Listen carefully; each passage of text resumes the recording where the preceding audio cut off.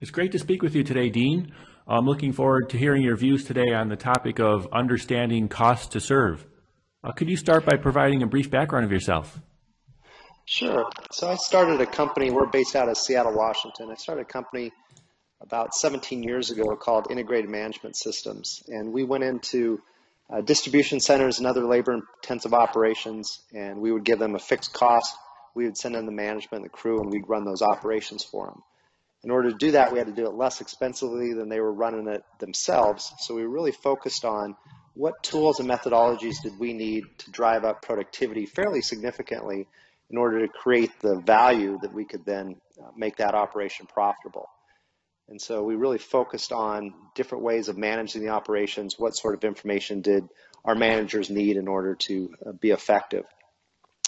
And the tools we had up until that time, we did using spreadsheets, and they were pretty good on the smaller operations, but we started running some distribution centers for some of the larger retailers. And what we found is the size of the operations and the complexity of the work and the expectation of the customers were just more than our current tools could provide. So we decided we needed to develop some internal systems that would give us basically three things that we needed internally in order to run those operations. And the first one was cost to serve. We had to get real clear understanding of where every dollar was being spent in the operation, whether it was a direct process, an indirect process, and then what our costs were in order to do those different types of jobs. So what is my cost when I'm doing a cross dock for this type of category or for this customer?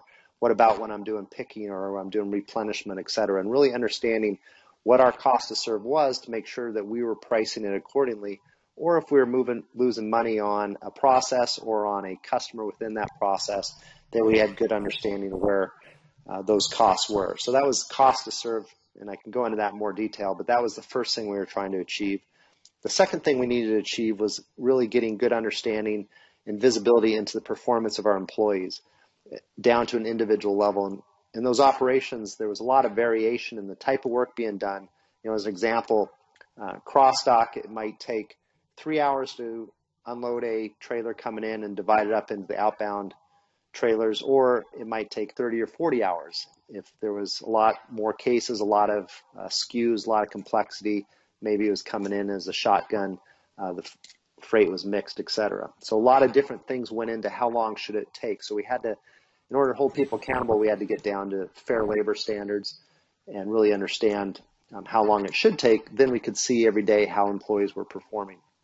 And that was critical for us because when we run those big operations, we might have 100 people on graveyard shift, and we might just know that we didn't hit our numbers for graveyard shift, but we wouldn't know why. And we'd hear stories about people building false walls in the back of a container at 2 in the morning and going to sleep, but we didn't know who was doing it, so we just didn't have the visibility we needed in order to drive the productivity up. So that was the second thing that we really needed to develop. And then the third thing was a pay-for-performance system on an individual level. Up until that point, we were running pay-for-performance on a team-based, but when you start getting up into large crews like that, team-based incentives just aren't effective. So we really needed to be able to break that down and reward our associates. If they hit certain stretch goals, we wanted to reward them with a portion of the savings that they created. So that was our goal. We ended up building that system internally. We rolled it out at one of the distribution centers for one of the big retailers. And within about 6 months, we took them from 73 cases an hour up to 157 cases an hour. So more than doubled their productivity. And ended up saving that customer about $1.5 million a year in labor, and took that operation to #1 in their network for 3 years in a row. So real big success there for us. At that point, as we looked around the market, we realized we'd created something pretty unique, and we made the decision, this was about 2008, we made the decision to commercialize that software as a cloud-based system or a software as a service, and work with other companies to use those tools to run their own operations. And so eventually we ended up selling off the company, the outsourcing company, and focused completely on the software. But that's kind of the background of where Easy Metrics came from. So it was really a spin-off from an outsourcing operation that had developed those tools for their own use. Can you talk about where these tools are needed and why do we need them? Yeah, if we kind of break it down into 3 areas. So if we look at cost to serve, what we find is a lot of times companies have a macro level view and understanding of their costs. So I might know that my costs are 32% of my revenue. So my labor costs are 32%. What I don't know is that on, say, a third of my customers or a third of my operations, I'm losing money, and I'm making money on the other ones, and I don't know where I'm making money, where I'm losing money. And once I get visibility at that granular level, so it's called activity-based costing, really, what's my cost when I look at the actual activity that it takes to deliver that service? What most companies find is that on a good portion, historically it's about 30% of the operations are actually not making any money. So they're doing a lot of work, but they're not nearly as profitable as they could be. So getting that level of understanding really allows managers to start focusing on those areas where there's a lot of opportunity to improve their profitability. So an example, one of our customers, it was a third-party logistics company, and they were charging 10 cents a unit for a labeling project that they were doing for their customers. So every time they put that label on, it was costing 10 cents. Well, when they ran the cost to serve, they actually found out it was costing 12 cents per unit to do that job. So they were losing about 20% every time they were doing the work. So by getting that level of understanding, they were able to adjust their pricing. So that's just one example of where that can be helpful. Another one of our customers, it was a manufacturing company. They would bring in kitchen items from Asia, then they would sell it to their customers here. Different customers would ask for different value add type work to be done to the product that came in. And in general, they would charge a kind of a fixed overview cost of for each of those value added requirements. But when they broke it down using our system, obviously there's some things that didn't cost them much to do at all. There's other jobs and requests that cost a lot more. And what they found out is in certain areas, they were losing a lot of money trying to give the customer what they needed, and they weren't pricing appropriately for it. So what that customer did is they ended up taking that information and tied that back into the sales team's commission structure.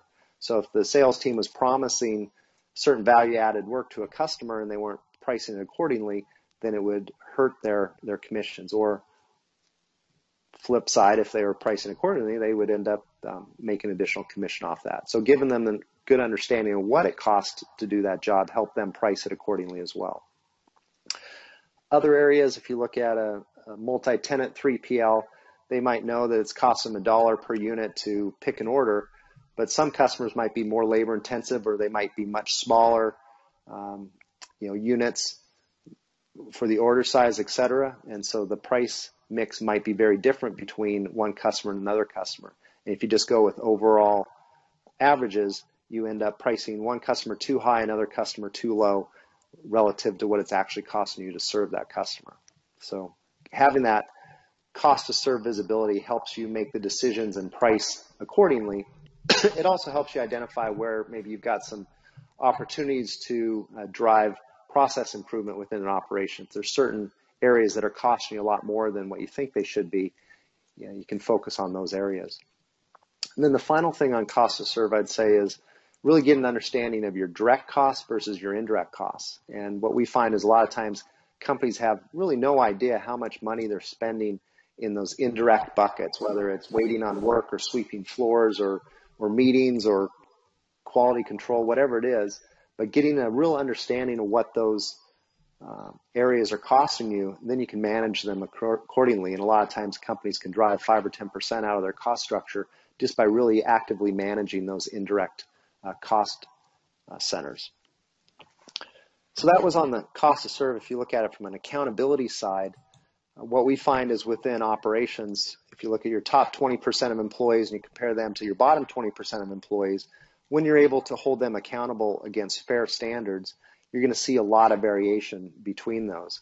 So being able to see on a daily basis how employees are performing and remove all of the uncertainty that are associated around product mix so that you can actually hold employees accountable, then you can help them, one, understand what expectations are and help them understand best practices, et cetera, to try to get them up to that level. And by doing that, taking that bottom, say 50% of the employees and helping them get up to the acceptable standards can really drive costs out of the system as well. the reason I say it's so critical from the standards standpoint is a lot of companies, what they'll do is they'll look at lines per hour or cases per hour or some type of single unit metric. And what they'll find there is if I go and I hold you accountable, I say your lines per hour were too low yesterday. And you say, yeah, but I had that customer that had the very big orders. So obviously I was picking a lot of cases for every line I processed. So therefore it's not fair to hold me to that standard. That employee might have a very legitimate excuse there. And then it makes it very hard to hold them accountable. So getting that fair standards, it looks at more than just a single unit metric. Might look at cases and lines and orders and locations or travel, et cetera. But it doesn't matter what order you're given or what product mix you're given, you've got a fair amount of time to get that work done. And then I can compare how you performed against how long it should have taken you. And now we can have very constructive and meaningful discussions on how you're performing. So I would say on that type of work, when you're looking at accountability, any company that feels like there's opportunity to drive productivity higher, to drive down their unit cost of labor, having those accountability tools are going to be very important. And then the last section we talked about was the pay for performance. And what we found is back during 2008, 2009, a lot of companies that were going through the recession, there wasn't a lot of interest in pay for performance. They figured their employees were lucky to have a job and that wasn't a concern. But now, 6, 7 years later, what we started to find was companies haven't been able to up the wages of their employees very much recently. There's a lot more pressure out in the market for employees, so they're having a harder time recruiting new people in, harder time holding on to good employees. So they want to be able to reward them with additional pay, but their cost structure within their company doesn't allow them to just go and increase their cost of labor.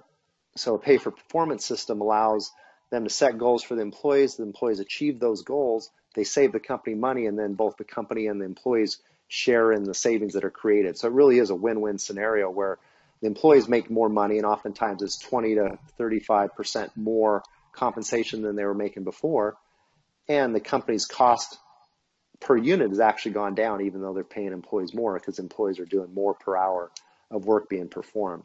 So I would say any company that needs to drive down cost of labor, wants to be able to incentivize their employees more, and really wants a fair way of rewarding the top performers for achieving those stretch goals, a pay for performance system is a pretty powerful approach. And do you have any final recommendations on how this can be done effectively? Yeah, the biggest thing when you're looking at any of these programs, especially when you're looking at accountability and pay for performance, as we talked about, fair labor standards is really the crux of it. And if you don't have fair labor standards, as I mentioned in my example, then you end up either having a lottery ticket where I'm going to hit a bonus if I got an easy job to do, or there's no way I'm going to get a bonus if I've got a hard job to do. So you've got to eliminate that uncertainty and that variability. And the way to do that is to get to fair labor standards using multiple metrics. But the key there is how do you determine in a very cost-effective manner what those labor standards should be set at. And this is where you can look at two different approaches. The traditional approach is you bring in industrial engineers, they use stopwatches, they're going to analyze and watch on the floor, let's say 8 hours of work being done. So they're going to have a very small snapshot of work, and then they're going to engineer in what they think the labor standard should be there. The downside of that approach is it's very costly. A typical facility might cost $100,000 to get engineered labor standards in there. And they become obsolete over time, so you need to bring the engineers back and continue to engage that, so that has a cost associated with it. And then the final downside is they only see a very small snapshot of what's going on out there. And what we've seen is a lot of times the type of product being performed, the mix that's going on, different things that happen, you might not see that in your one day of watching that process. So we've taken a slightly different approach, and we still work with engineers when our customers want to use that, but we used a big data correlation model that as we pull in the data into the system, we might get hundreds of thousands of data points of a process that's being done. And then you can model that very inexpensively and come up and see, okay, when this work is being done with these different types of variables, here's how long it's taken different people to do that. And the system will tell us how to weight those variables to get that the variance as tight as possible. And then you just determine how much of a stretch goal over the current level of productivity do you want to set that standard. And you can look at a given increase over it, and then you'll share the savings, or you can look at, well, what are the top 20% of our employees performing? Let's set the standard based on that. And the nice thing about that is it's one, inexpensive, two, it gets you a very tight labor standard. You're letting the data drive the where those standards should be. And then on an ongoing basis, it's very easy, say every 6 months, to go back, use all the more data that you've gotten in, have that re-optimize your processes continually to tighten up those standards so that they don't become obsolete. They don't get to the point where they're no longer fair. You're constantly keeping them nice and tight and with a high correlation. And you've now done that and eliminated 99% of the cost out of trying to set up and maintain labor standards. So it's, with so much data that's now available, it's a new approach to developing those standards in a way that is very fast and very cost effective. And then the ideal situation is if you still have engineers involved, they can then use that big data approach, identify what areas to really focus on, and then use their expertise on a given process to help maximize and optimize how those processes are being run. So really best of both worlds. And thank you, Dean, for sharing today. Yeah, well, thank you very much, Dustin. I appreciate talking with you again.